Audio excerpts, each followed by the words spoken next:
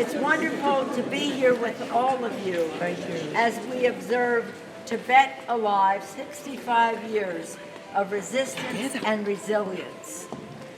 65 years of resilience, and I want to talk to you a little bit about that. Because of all of you and your values and your determination and your resistance and resilience, we have a good record of progress in that 65 years. And we've introduced another bill regarding the Tibetans who have been arrested over the dam and Dhonden area, and we want to make sure that that gets passed. But let me thank you so much. This group gets bigger and bigger and bigger every year.